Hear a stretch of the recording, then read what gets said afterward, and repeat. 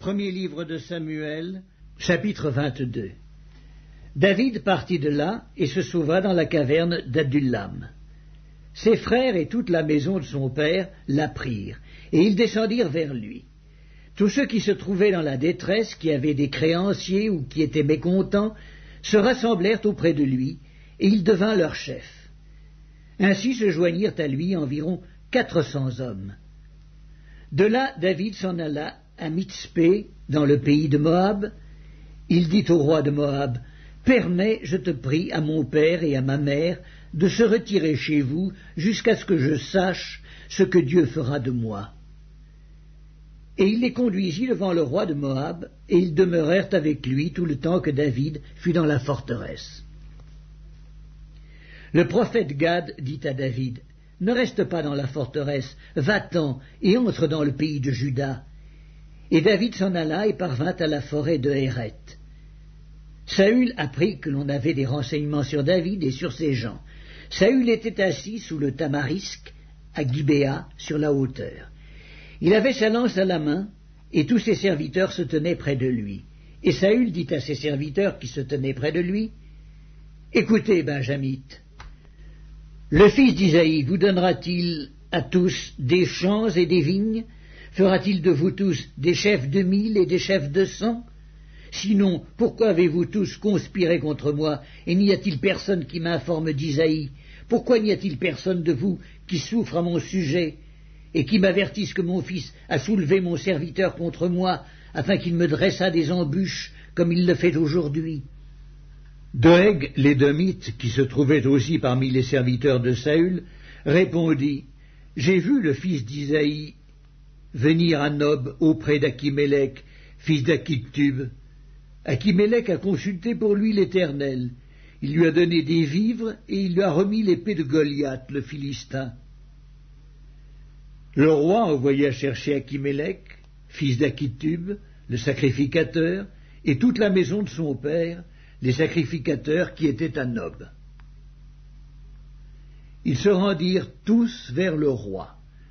Saül dit, « Écoute, fils d'Akitub. » Il répondit, « Me voici, mon seigneur. » Saül lui dit, « Pourquoi avez-vous conspiré contre moi, toi et le fils d'Isaïe?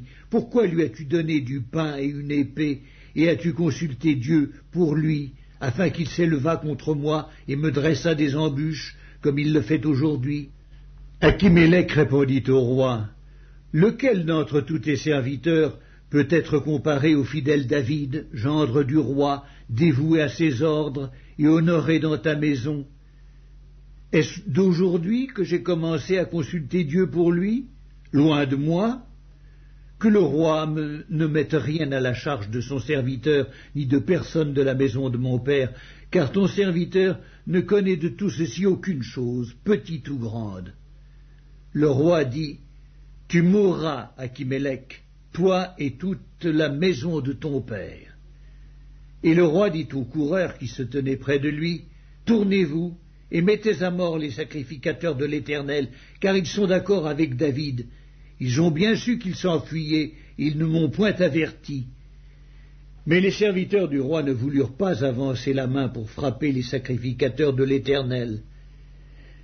Alors le roi dit à Doeg, « Tourne-toi et frappe les sacrificateurs. » Et Doeg, l'Édomite, se tourna, et ce fut lui qui frappa les sacrificateurs.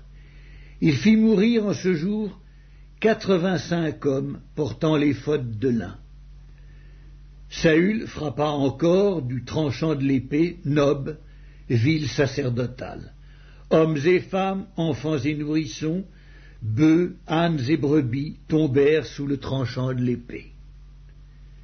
Un fils d'Akimélec, fils d'Akitub, échappa. Son nom était Abiatar. Il s'enfuit auprès de David et lui rapporta que Saül avait tué les sacrificateurs de l'Éternel. David dit à Abiatar, « J'ai bien pensé ce jour même que Doeg l'Édomite, se trouvant là, ne manquerait pas d'informer Saül. C'est moi qui suis cause de la mort de toutes les personnes de la maison de ton père. Reste avec moi, ne crains rien, car celui qui cherche ma vie cherche la tienne. Près de moi, tu seras bien gardé.